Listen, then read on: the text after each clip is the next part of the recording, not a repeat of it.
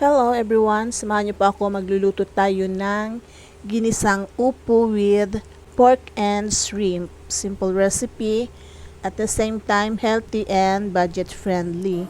So umpisahan na po natin ang pagluluto. Nagpainit na po ako ng kawali and then nilagyan ko na po ng mantika.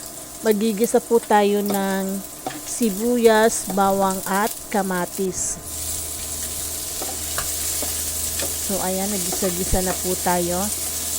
Lutuin po natin ng maigi ang kamatis para po hindi madaling mapanis ang ating nilulutong ulam. Ngayon, ilagay na rin po natin yung baboy. Igisa po natin yung baboy. And then, pagkatapos po nito, maglalagay po tayo ng konting tubig para po sa pagpapalambot ng baboy.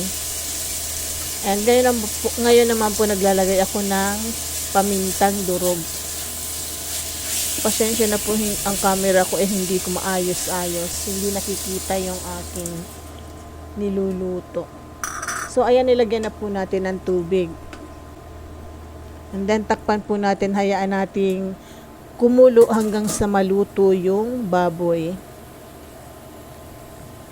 Dahil luto na po yung baboy, ilagay naman po natin yung hipon.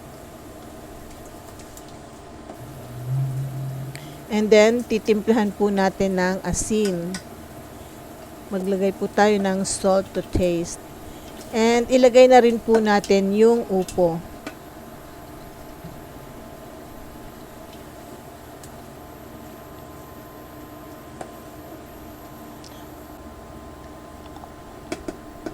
And then, tatakpan po natin at hayaan nating kumulo hanggang sa maluto po yung upo. So, this time, kumulo na po. Haluin po natin para po magpantay ang kanyang luto. Ang pagkakaluto ng gulay. So, ayan po yung ating ginisang upo. And ready to serve na po ito, mga ka-grandma. Simple recipe. At the same time, healthy and budget friendly. Ito na po ang ginisang upo with pork and shrimp. Thank you for watching, guys. See you again on my next video. Bye. God bless everyone.